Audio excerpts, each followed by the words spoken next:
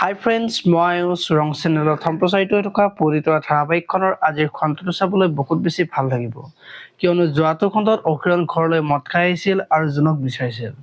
আৰু তেতিয়া জোন আৰু মাক যে ঘৰলৈ যোৱা কথাটো চন্দিকাই অকিৰণক কৈছিল, আৰু তেতিয়া অকিৰণে জোনহঁতৰ ঘৰলৈ গৈ মই তোমাক নিবলৈ আহিছো বুলি জোনক কোৱা দেখিবলৈ পাইছিল। আজিৰ খণ্ডটো জোনে অকিৰণক আপোনাৰ কি হৈছে যাৰ কাৰণে আপুনি মদ খাব লগা হ'ল বুলি অকিৰণক সুধিব, আৰু তেতিয়া অকিৰণে বেদ বোলে মাৰ সন্তান মাই নিজে শপত খাই সন্তান বুলি কোৱা কথাখিনি জোনৰ আগত কোৱা দেখিবলৈ পাব।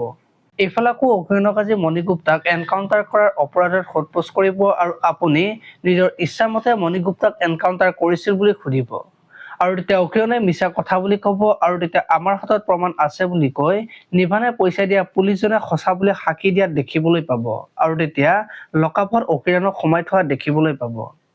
আনফালে আকৌ নিউজত আজি অকিৰণৰ কথা দি থাকিব, আৰু অকিৰণৰ কলা অধ্যায়ৰ কথা সকলো কম বুলি কৈ থকাৰ সময়তে চন্দিকাই নিউজটো দেখা পাই মাকক দেখুৱাই দিব, আৰু তেতিয়া মাক চিন্তাত পৰা দেখিবলৈ পাব। আপোনালোকে পৰিতৰা ধাৰাবাহিকখন চাই কেনেকুৱা পায় কমেণ্ট কৰি জনাব, আৰু যদি আপোনালোকে এতিয়ালৈকে চেনেলটো ছাবস্ক্ৰাইব কৰা নাই তেতিয়াহ'লে চেনেলটো ছাবস্ক্ৰাইব কৰি ভিডিঅ'টোত এটা লাইক কৰি দিব। ধন্যবাদ।